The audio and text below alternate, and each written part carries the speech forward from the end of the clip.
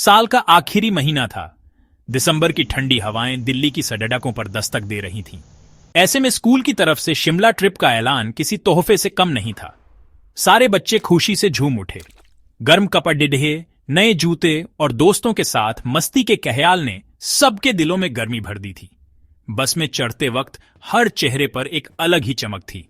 गाने चल रहे थे, हंसी मजाक का दौर जारी था और खिड़की से बाहर भागते पेड़ ऐसे लग रहे थे जैसे वो भी हमारे साथ शिमला जा रहे हों।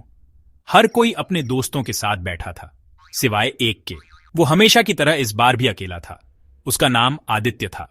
वो क्लास का वो बच्चा था जो न किसी से ज्यादा बात करता, न किसी की बातों में आता। उसका ठिकाना हमेशा क्लास की आखिरी बेंच हुआ करती थी।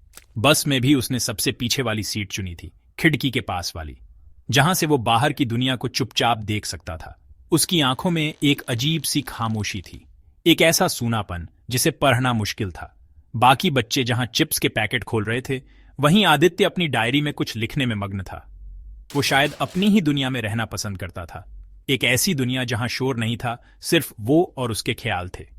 जैसे जैसे बस पहाड़ी रास्तों पर चढ़ने लगी, मौसम बदलने लगा। ठंडी हवा के झोंके अब पहले से ज्यादा तेज हो गए थे। बाहर धुंध की चादर बिछी हुई थी। बच्चे अब भी अपनी मस्ती में डूबे थे, लेकिन आदित्य की नजरें बाहर की धुंध में कुछ तलाश रही थीं। उसके चेहरे पर उत्साह की जगह एक हल्का सा डर था, ऐसा डर जो सिर्फ उसे ही महसूस हो रहा था। शायद उसे भीड़ डांट से नहीं, अकेलेपन से भी डर लगता था, या शायद उसे किसी अनजाने खतरे का एहसास हो रहा था जो शिमला की वादियों में उसका इंतजार कर रहा था। पहाड़ों का राजा शिमला धीरे धीरे करीब आ रहा था। सूरज ढलने लगा था और आसमान में नारंगी रंग बिखर गया था। बच्चों का शोर अब थोड़ा कम हो गया था, क्योंकि सफर की थकान उन पर हावी होने लगी थी। लेकिन आदित्य की आंखें अब भी खुली थीं। वो बस उस पल का इंतजार कर रहा था जब ये सफर खत्म हो और वो उस जगह पहुंचे जो उसके लिए एक नया रहस्य बनने वाली थी। उसके मन में चल रही हलचल को कोई नहीं समझ सकता था। वो बाहर से जितना शांत था, अंदर से उतना ही बेचैन, और ये बेचैनी शिमला पहुंचकर और बढ़ने वाली थी। आदित्य की आदतें भी उसी की तरह अजीब थीं। वो क्लास में हमेशा आखिरी बेंच पर बैठता था। ऐसा नहीं था कि उसे पढ़ाई में दिलचस्पी नहीं थी, वो होशियार था, लेकिन उसे लोगों की नजरों से दूर रहना पसंद था।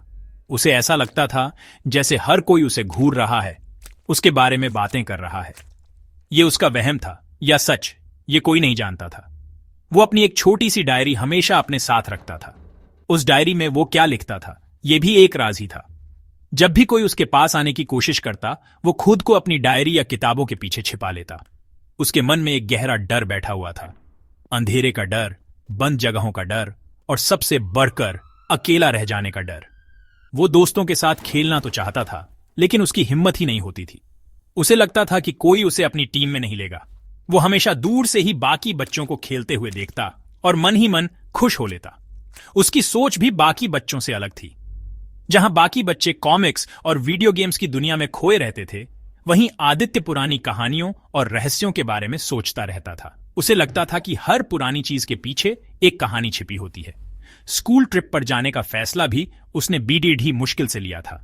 एक तरफ तो उसे शिमला के पहाड़ और बर्फ देखने का मन था, लेकिन दूसरी तरफ उसे इस बात का डर भी था कि इतने सारे बच्चों के बीच वो और भी अकेला महसूस करेगा। उसने अपने डर को अपनी डायरी में लिखा था, मैं जा तो रहा हूं, पर मुझे डर लग रहा है, क्या वहां भी मुझे आखिरी बेंच ही मिलेगी? ये सवाल उसके मन में बार बार घूम रहा था। वो इस भीड़ी का हिस्सा बनना चाहता था, पर बन नहीं पा रहा था। उसकी ये आदतें और उसका ये डर उसे बाकी दुनिया से और भी दूर कर रहे थे। वो एक अदृश्य दीवार के पीछे कैद था, जिसे उसने खुद ही बनाया था। उसके टीचर भी उसकी इस हालत को समझते थे, लेकिन वो भी उसकी मदद नहीं कर पा रहे थे। आदित्य किसी को अपने करीब आने ही नहीं देता था। वो अपनी खामोशी में ही जवाब ढूंढता था। और अब शिमला की ये ट्रिप उसकी जिंदगी में एक ऐसा मॉडल लाने वाली थी जिसकी उसने कभी कल्पना भी नहीं की थी। उसका ये डर अब एक खौफनाक हकीकत बनने वाला था। घंटों के सफर के बाद आखिरकार बस शिमला पहुंची। शहर रोशनी में नहाया हुआ था, लेकिन हमारी बस शहर की भीड़ से दूर एक सुनसान पहाड़ी रास्ते पर मुड़ गई। कुछ देर बाद बस एक पुरानी बड़ी सी इमारत के सामने रुकी। वो एक विक्टोरियन स्टाइल का लॉज था जो लकड़ी और पत्थर से बना था। उसका नाम था पाइनवुड मैनर। रात के अंधेरे में वो लॉज किसी पुरानी कहानी के भुतहा घर जैसा लग रहा था। उसके चारों तरफ देवदार के ऊंचे ऊंचे पेड्डा थे जो हवा में सरसरा रहे थे, जैसे कुछ कह रहे हों। लॉज की पुरानी दीवारों पर समय की सिलवटें साफ दिख रही थीं। अंदर घुसते ही एक अजीब सी खामोशी ने हमारा स्वागत किया। लॉज के अंदर की हवा में एक अनजाना सा डर घुला हुआ था। हर तरफ पुराना लकड़ी का फर्नीचर था, दीवारों पर पुरानी तस्वीरें टंगी थीं और एक बड़ी सी चिमनी में आग जल रही थी। फिर भी वहां की हवा में ठंडक थी, एक ऐसी ठंडक जो हड्डियों तक महसूस हो रही थी। बच्चों का शोर भी उस खामोशी में दब सा गया था। सब चुपचाप उस जगह को देख रहे थे। आदित्य तो जैसे किसी और ही दुनिया में खो गया था। उसकी नजरें हर कोने में किसी रहस्य को तलाश रही थीं। सबको उनके कमरे दिए गए। कमरों में भी वही पुरानापन था। लकड़ी के फर्श पर चलने से चरमराहट की आवाज आती थी जो उस खामोशी को और भी डरावना बना रही थी। आदित्य को 3 और लड्डाकों के साथ एक कमरा मिला, लेकिन उसका ध्यान कमरे में नहीं बल्कि कॉरिडोर के आखिर में बने एक दरवाजे पर था। उस दरवाजे पर एक पुराना ताला लगा था और उस पर लिखा था लाइब्रेरी प्रवेश वर्जित। उस बंद दरवाजे में कुछ तो ऐसा था जो आदित्य को अपनी ओर खींच रहा था। उसे ऐसा लगा जैसे उस दरवाजे के पीछे कोई उसका इंतजार कर रहा है। लॉज का मैनेजर एक बूढ़ा आदमी था जिसकी आंखों में एक अजीब सी उदासी थी। उसने हमें उस बंद लाइब्रेरी के पास जाने से सख्त मना किया था। उसने कहा, वो कमरा सालों से बंद है, उसके अंदर जाना खतरनाक हो सकता है। उसकी इस चेतावनी ने बच्चों के मन में डर की जगह और भी ज्यादा उत्सुकता पैदा कर दी, खासकर आदित्य के मन में। उसके लिए वो बंद दरवाजा अब सिर्फ एक दरवाजा नहीं बल्कि एक पहेली बन गया था। एक ऐसी पहेली जिसे वो हर हाल में सुलझाना चाहता था। उसे नहीं पता था कि ये पहेली उसकी जिंदगी की सबसे बड़ी भूल साबित होने वाली है। रात का खाना खाने के बाद सब अपने अपने कमरों में चले गए, लेकिन आदित्य के मन में बेचैनी थी। उसे नींद नहीं आ रही थी। उसके रूममेट्स सो चुके थे। उनके खर्राटों की आवाज कमरे में गूंज रही थी, पर आदित्य की नजरें बार बार दरवाजे की तरफ जा रही थीं। वो उस बंद लाइब्रेरी के बारे में सोचे बिना नहीं रह पा रहा था। आखिर उस दरवाजे के पीछे ऐसा क्या था? मैनेजर ने वहां जाने से क्यों मना किया था? ये सवाल उसके दिमाग में किसी कीड़े की तरह रेंग रहे थे। उसने धीरे से अपनी डायरी निकाली और उस पर लिखा, मुझे उस दरवाजे के पीछे जाना है, मुझे लगता है वहां कोई है। हिम्मत करके वो धीरे से उठा। उसने अपने कदमों को जितना हो सके उतना हल्का रखा। वो नहीं चाहता था कि किसी की नींद खराब हो। उसने आहिस्ता से कमरे का दरवाजा खोला और बाहर कॉरिडोर में आ गया। कॉरिडोर में घना अंधेरा था। सिर्फ दूर जल रही एक छोटी सी लाइट से हल्की रोशनी आ रही थी। हवा में ठंडक और भी बाँच गई थी। देवदार के पेड्ढों की सरसराहट अब किसी की फुसफुसाहट जैसी लग रही थी। आदित्य का दिल जोर जोर से धड़क रहा था, लेकिन उसके कदम उस बंद लाइब्रेरी की तरफ बढ़ते जा रहे थे। जैसे ही वो उस दरवाजे के पास पहुंचा, उसे एक अजीब सी ठंडक का एहसास हुआ। ये ठंड मौसम की नहीं थी, ये कुछ और थी। उसे लगा जैसे कोई उसके ठीक पीछे खड़िढ़ा है, कोई उसे देख रहा है। उसने डर कर पीछे मुड़कर देखा, लेकिन वहां कोई नहीं था। कॉरिडोर खाली था, पर उसे अपनी गर्दन पर किसी की ठंडी सांसों का एहसास साफ हुआ। उसकी हिम्मत जवाब देने लगी। वो वापस अपने कमरे की तरफ भागना चाहता था, लेकिन उसके पैर जैसे जमीन से चिपक गए थे। तभी उसे दरवाजे के अंदर से एक हल्की सी आवाज सुनाई दी, जैसे कोई बच्चा धीरे धीरे रो रहा हो। यह आवाज इतनी दर्द भरी थी कि आदित्य का डर पल भर के लिए गायब हो गया। उसे लगा कि शायद अंदर कोई सच में फंसा हुआ है। उसने दरवाजे पर कान लगाकर सुनने की कोशिश की। रोने की आवाज अब और साफ हो गई थी। ये एक लेड ढाकी की आवाज थी जो सिसकियां ले रही थी। आदित्य अब दुविधा में था। क्या उसे मदद के लिए किसी को बुलाना चाहिए, या ये सब सिर्फ उसका वहम है? उसे नहीं पता था कि वो एक ऐसे साये से बात कर रहा था जो सालों से उस लॉज में कैद था। आदित्य का दिल अब डर और हमदर्दी के बीच फंस गया था। उसे वो रोने की आवाज अब भी सुनाई दे रही थी। उसने कांपते हुए हाथों से दरवाजे को धक्का देने की कोशिश की, लेकिन वो मजबूती से बंद था। ताला बहुत पुराना और जंग लगा हुआ था। तभी उसे दरवाजे के नीचे से एक हल्की सी रोशनी आती हुई दिखी, जैसे अंदर किसी ने मोमबत्ती जलाई हो। अब उसे यकीन हो गया कि अंदर कोई है। उसने हिम्मत करके दरवाजे पर धीरे से दस्तक दी। हेलो, कोई है अंदर? उसकी आवाज खुद उसे ही कांपती हुई महसूस हुई। दस्तक देते ही अंदर की सिसकियां बंद हो गईं। एक पल के लिए सब कुछ शांत हो गया। इतनी खामोशी कि आदित्य को अपने दिल की धड़कन भी साफ सुनाई दे रही थी। फिर एक बहुत ही धीमी ठंडी आवाज आई, एक लद्दाकी की फुसफुसाहट। क्या तुम मुझे यहां से निकाल सकते हो? मैं यहां अकेली हूं। आवाज में इतनी मासूमियत और इतना दर्द था कि आदित्य का दिल पिघल गया। वो भूल गया कि वो एक भुतहा दिखने वाले लॉज में है। वो भूल गया कि मैनेजर ने यहां आने से मना किया था। उसे बस उस लड़की की मदद करनी थी। तुम कौन हो और अंदर बंद कैसे हो गई? आदित्य ने पूछा। जवाब में फिर वही फुसफुसाहट आई। मेरा नाम माया है। मैं बहुत सालों से यहां हूं। यह दरवाजा नहीं खुलेगा। आदित्य ने पूछा। क्यों? चाबी कहां है? लददेकी ने जवाब दिया। चाबी नहीं है, लेकिन अगर तुम मेरी मदद करना चाहते हो तो कल सुबह इसी वक्त यहां आना। शायद तब मैं तुम्हें बता सकूं। इतना कहकर वो खामोश हो गई। अंदर जल रही रोशनी भी बुझ गई। अब दरवाजे के नीचे से कोई रोशनी नहीं आ रही थी। आदित्य वहीं जमीन पर बैठ गया। उसका दिमाग सुन्न हो चुका था। क्या यह सब सच था या वो कोई सपना देख रहा था? उसने अपनी डायरी निकाली और कांपते हुए हाथों से सब कुछ लिख दिया। उसने लिखा, उसका नाम माया है। वो अंदर फंसी है। मुझे उसकी मदद करनी होगी। वो नहीं जानता था कि वो किसी की मदद नहीं, बल्कि खुद मौत के जाल में फंसने जा रहा था। वो लडी डियाकी माया कोई आम लडी डियाकी नहीं थी। वो एक राज थी, एक ऐसा राज जो उस लॉज की दीवारों में दशकों से बेअफन था। और अब आदित्य उस राज का अगला शिकार बनने वाला था। अगली सुबह जब आदित्य की आंख खुली तो उसे लगा कि रात में जो कुछ भी हुआ वो शायद एक बुरा सपना था। लेकिन जब उसने अपनी डायरी देखी तो उसके कांपते हाथों से लिखे शब्द उसे हकीकत का आईना दिखा रहे थे। नाश्ते के वक्त भी वो खामोश था। उसके दोस्त उससे बात करने की कोशिश कर रहे थे, लेकिन उसका ध्यान कहीं और ही था। वो बस रात होने का इंतजार कर रहा था ताकि वो दोबारा उस लाइब्रेरी के दरवाजे पर जा सके और माया से मिल सके। उसे अब भी यकीन था कि माया को मदद की जरूरत है। दिन भर वो बेचैन रहा। शिमला की खूबसूरत वादियां भी उसका मन नहीं बहला सकीं। शाम को जब सब बच्चे कैंप फायर के लिए इकट्ठा हुए तो आदित्य चुपके से लॉज के अंदर खिसक गया। वो सीधे उस बंद लाइब्रेरी की तरफ गया। आज कॉरिडोर ज्यादा अंधेरा और डरावना लग रहा था। उसने हिम्मत करके दरवाजे पर दस्तक दी। माया, क्या तुम अंदर हो? कुछ देर तक कोई जवाब नहीं आया। आदित्य को लगा शायद वो सच में एक सपना था।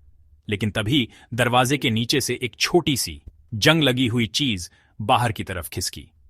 आदित्य ने झुककर उसे उठाया। वो एक पुराना पीतल का यूनिफॉर्म टैग था।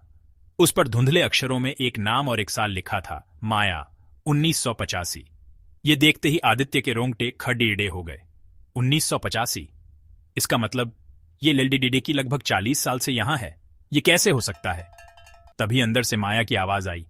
ये मेरा है, मैं इसे हमेशा अपने साथ रखती थी। अब ये तुम्हारा है। क्या तुम मेरी कहानी सुनोगे? आदित्य की कुछ भी बोलने की हिम्मत नहीं हुई। उसने सिर्फ सिर हिलाया, जैसे माया उसे देख सकती हो। माया ने बताना शुरू किया। मैं भी तुम्हारी तरह ही एक स्कूल ट्रिप पर यहां आई थी। मैं भी तुम्हारी ही तरह हमेशा अकेली रहती थी, आखिरी बेंच पर बैठती थी। उस रात हम सब बच्चे लुका छिपी खेल रहे थे। मैं छिपने के लिए इस लाइब्रेरी में आ गई, लेकिन जब मैं अंदर आई तो दरवाजा अपने आप बंद हो गया और लॉक हो गया। मैंने बहुत आवाज लगाई, बहुत रोई, पर किसी ने मेरी आवाज नहीं सुनी। सब मुझे छोड़कर वापस चले गए और मैं हमेशा के लिए यहीं फंस गई। उसकी आवाज में इतना दर्द था कि आदित्य की आंखों में आंसू आ गए। वो एक ऐसी लडेहाकी की कहानी सुन रहा था जो 40 साल पहले इसी लॉज में खो गई थी। अगली सुबह जब टीचर ने हाजिरी लेनी शुरू की तो एक नाम पर आकर वो रुक गए। आदित्य। कोई जवाब नहीं आया। उन्होंने दोबारा पुकारा, आदित्य। क्लास में सन्नाटा छा गया। आदित्य अपनी सीट पर नहीं था। उसके रूममेट्स ने बताया कि जब वो सुबह उठे तो आदित्य कमरे में नहीं था। सब परेशान हो गए। टीचर्स और लॉज का स्टाफ आदित्य को ढूंढने में लग गया। उन्होंने पूरा लॉज छान मारा, हर कमरा, हर कोना, लेकिन आदित्य का कहीं पता नहीं था। वो ऐसे गायब हो गया था जैसे कभी था ही नहीं। एक टीचर की नजर कॉरिडोर के आखिर में बंद लाइब्रेरी के दरवाजे पर पेड़। उन्हें याद आया कि आदित्य अक्सर उस दरवाजे के पास मंडराता रहता था। जब वो पास गए तो उन्होंने देखा कि दरवाजे पर लगा पुराना ताला टूटा हुआ है और दरवाजा हल्का सा खुला है। उनके दिल में एक अनजानी सी दहशत भर गई। उन्होंने धीरे से दरवाजे को धक्का दिया। चरमराहट की तेज आवाज के साथ दरवाजा खुल गया। अंदर धूल और जालों का साम्राज्य था। हवा में एक अजीब सी सीलन और पुराने कागज की गंध थी। लाइब्रेरी के बीचों बीच जमीन पर आदित्य की छोटी सी डायरी पड़ी थी। टीचर ने कांपते हुए हाथों से उसे उठाया। डायरी आखिरी पन्ने पर खुली हुई थी। उस पर आदित्य की लिखाई थी, जो बहुत जल्दबाजी में लिखी गई लग रही थी। उसने लिखा था, माया अकेली है, उसे डर लग रहा है। मैं उसके साथ रहने अंदर जा रहा हूं। वो कहती है कि अगर कोई उसके साथ रहेगा तो उसे शांति मिल जाएगी। अब मैं भी आखिरी बेंच पर अकेला नहीं रहूंगा, मेरे पास माया होगी। ये पराचकर टीचर के हाथ से डायरी छूट गई। उन्हें पूरा माजरा समझ में आ गया। उन्होंने तुरंत लॉज के बूढ़े मैनेजर को बुलाया। मैनेजर ने जब डायरी पलटी तो उसका चेहरा सफेद पडीडी अच गया। उसने बताया कि 40 साल पहले 1985 में माया नाम की एक LDD ड्याकी सच में इसी लॉज से गायब हुई थी। वो भी एक स्कूल ट्रिप पर आई थी और इसी लाइब्रेरी में खेलते हुए खो गई थी। उसका कभी पता नहीं चला। लोगों ने मान लिया कि शायद कोई जंगली जानवर उसे उठा ले गया, लेकिन सच तो ये था कि उसकी आत्मा आज भी उस कमरे में कैद थी, अपने अकेलेपन का साथी ढूंढ रही थी। और आज उसे अपना साथी मिल गया था, आदित्य। पुलिस को बुलाया गया। लॉज में लगे पुराने CCTV कैमरों की फुटेज खंगाली जाने लगी। जो फुटेज सामने आई उसे देखकर हर किसी के होश उड़ेट गए। रात के करीब 2 बजे की फुटेज में आदित्य कॉरिडोर में चलता हुआ दिखाई दे रहा था। वो सीधा लाइब्रेरी के दरवाजे की तरफ जा रहा था, लेकिन वो अकेला नहीं था। उसके ठीक पीछे हवा में तैरता हुआ एक धुंधला सा साया था, एक लडित डिकी का साया जिसने पुराने जमाने की स्कूल यूनिफॉर्म पहनी हुई थी। उसका चेहरा साफ नहीं था, लेकिन उसकी मौजूदगी खुद एक खौफ थी। फुटेज में साफ दिख रहा था कि आदित्य उस साये से बातें कर रहा है। वो मुस्कुरा रहा था, जैसे वो अपनी किसी पुरानी दोस्त से मिल रहा हो। वो लड्डे की यानी माया की आत्मा उसे अपनी तरफ खींच रही थी। आदित्य ने दरवाजे पर लगे ताले को पत्थर से तोड़ने की कोशिश की। जैसे ही ताला टूटा, दरवाजा अपने आप अंदर की तरफ खुल गया। अंदर घना स्याह अंधेरा था। आदित्य एक पल के लिए रुका, फिर उसने उस साये की तरफ देखा और मुस्कुराते हुए अंदर चला गया। उसके अंदर जाते ही दरवाजा जोर की आवाज के साथ अपने आप बंद हो गया। यह मंजर इतना डरावना था कि वहां मौजूद लोगों की चीख निकल गई। एक जीता जागता लडे डाका एक भूत के साथ एक बंद कमरे में चला गया था। पुलिस ने लाइब्रेरी की हर इंच की तलाशी ली, दीवारों को तोड़ कर देखा, लेकिन आदित्य का कोई सुराग नहीं मिला। वो उस कमरे से ऐसे गायब हो गया था जैसे माया गायब हुई थी। वो अब इस दुनिया का हिस्सा नहीं था। वो माया के साथ उसकी दुनिया में जा चुका था, एक ऐसी दुनिया जहां सिर्फ अंधेरा और अकेलापन था। बाकी बच्चों को तुरंत लॉज से निकालकर वापस भेज दिया गया। उनके चेहरों पर शिमला घूमने की कहुशी नहीं, बल्कि एक अनजाने डर की परछाई थी। वो कभी इस ट्रिप को नहीं भूल पाएंगे, खासकर वो बच्चे जो आदित्य को जानते थे। उन्हें अब समझ आ रहा था कि आदित्य का अकेलापन कितना गहरा था। वो इतना अकेला था कि उसने एक भूत को अपना दोस्त बना लिया।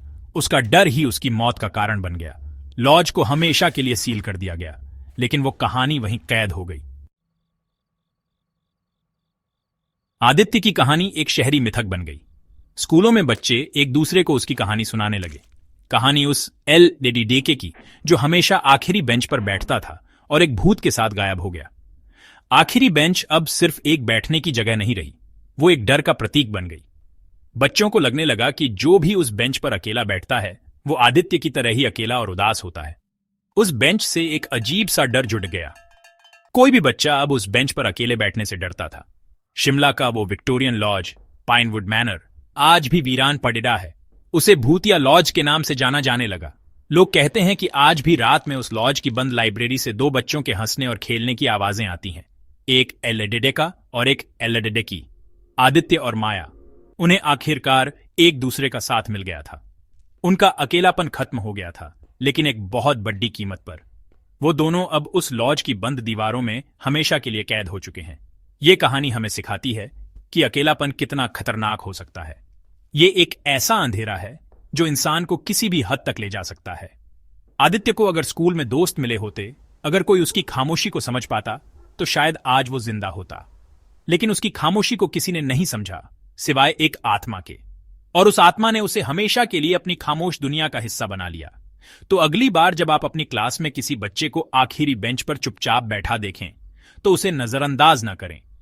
हो सकता है उसे आपकी दोस्ती की जरूरत हो सकता है कि आपकी एक छोटी सी कोशिश उसे आदित्य बनने से रोक ले, क्योंकि हर खामोशी के पीछे एक कहानी होती है, और हर कहानी का अंत खुशनुमा नहीं होता, खासकर तब जब कहानी आखिरी बेंच के रहस्य जैसी हो।